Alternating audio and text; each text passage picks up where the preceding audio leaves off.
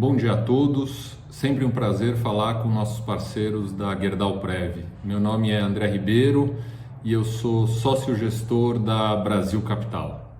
Bom, nos últimos meses pontuamos como relevantes o aumento da inflação global e local por conta dos choques das commodities, desde milho, soja, minério de ferro, aço, celulose, papel. E especificamente no hemisfério norte, mais objetivamente Estados Unidos, além do choque das commodities, uma inflação ligada à reabertura da economia. Desse modo, o Banco Central americano sinalizou que em 2023 deverão acontecer 2 aumentos de juros nos Estados Unidos. Enquanto isso, no Brasil, os dados de crescimento continuam a surpreender positivamente. Algumas projeções já indicam crescimento potencial do PIB nesse ano ao redor de 6%.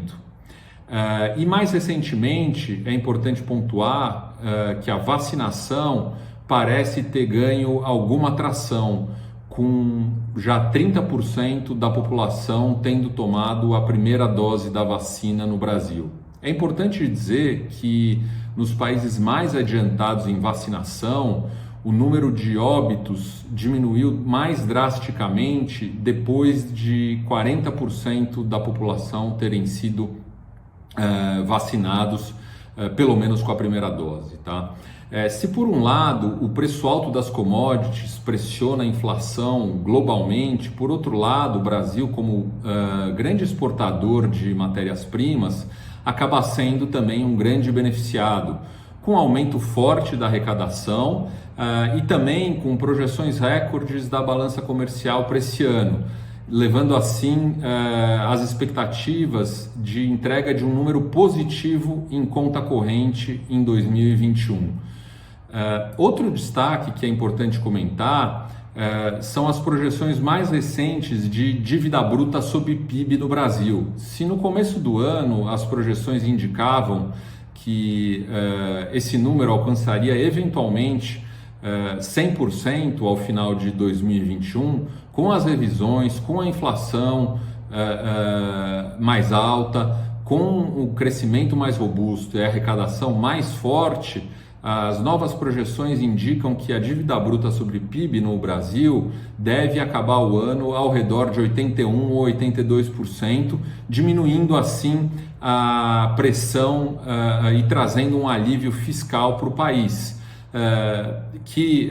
no fim das contas não apresenta um número muito positivo, mas de certo modo a tendência de aumento de dívida bruta sobre PIB no país se inverteu e agora as projeções, a trajetória é de queda de dívida bruta sobre PIB, um indicador fiscal muito relevante para o país. Isso somado ao aumento de taxas de juros no curto prazo, de certo modo serve como uma expectativa ou ajuda na expectativa de reancoragem de inflação no país, no curto prazo e no médio prazo, levando assim a uma tendência melhor e mais construtiva por parte dos agentes econômicos, tá? É importante dizer que com essa expansão fiscal e monetária muito relevantes dos Estados Unidos, somado à reancoragem, vamos dizer, fiscal do país em relação à inflação, com o aumento de taxas de juros, podendo chegar o ciclo até 6%, eventualmente 7%, isso tudo fez com que, e aumento de expectativas de crescimento do país, isso tudo fez com que o real se valorizasse fortemente nos últimos meses em relação ao dólar americano e hoje beira os R$5 por dólar, o que pode nos ajudar no controle de inflação de tradables, que nos incomodou muito ao longo dos últimos meses, tá? Enfim, apesar dos destemperos do governo e da gestão super caótica do Covid, o Congresso e o Senado têm trabalhado de modo mais sincronizado, importante para aprovação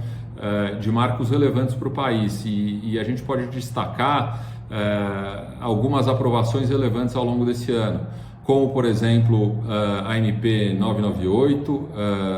do setor elétrico, que foi aprovada sem modificações, a medida provisória de privatização da Eletrobras, PL de privatização dos Correios entregue na Câmara, a PEC emergencial aprovada pela Câmara, pelo Senado, a Lei do Gás aprovada, a criação da Comissão e Encaminhamento da Reforma Administrativa e a intenção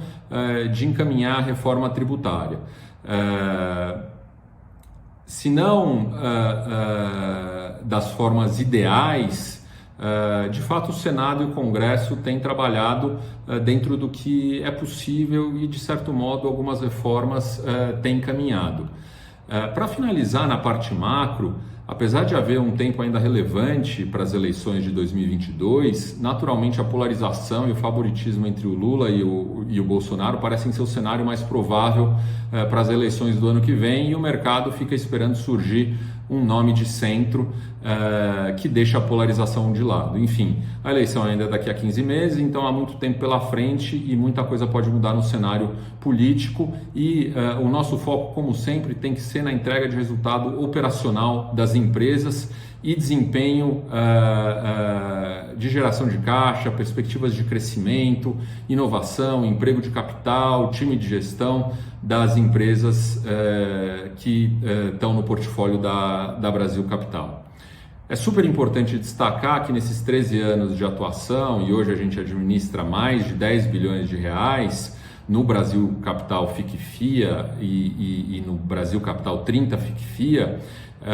nós entregamos retornos superiores a 25% ao ano nesses 13 anos e superiores a 20% ao ano ao longo dos últimos 3 anos e ao longo dos últimos 5 anos. Portanto, focando no desempenho operacional das empresas, no crescimento de lucro, é possível sim, mesmo num país em que a parte macroeconômica não anda bem, entregar resultados positivos. Bom, ao longo desse ano,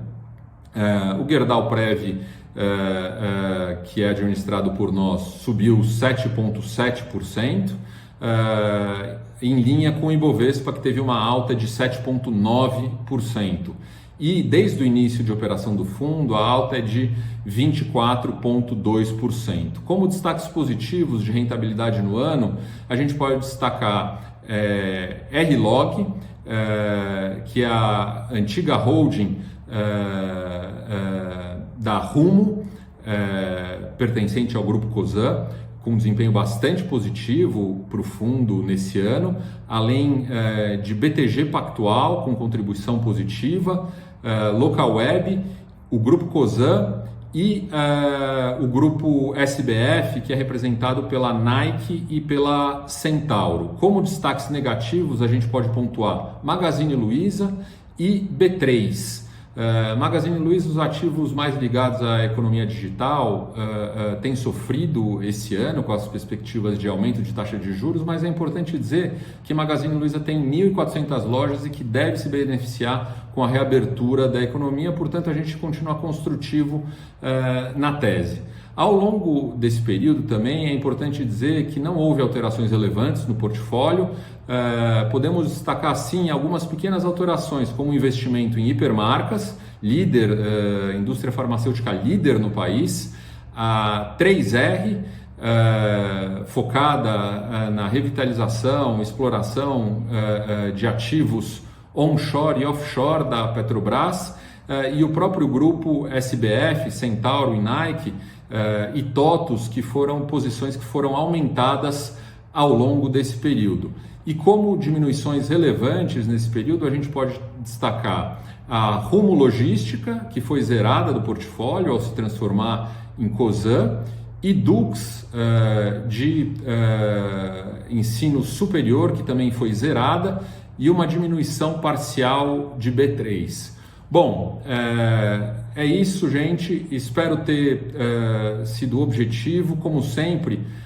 é importante dizer que a gente está à disposição, sempre do modo mais transparente e direto possível. Muito obrigado pela confiança e vamos em frente. Um abraço e bons negócios.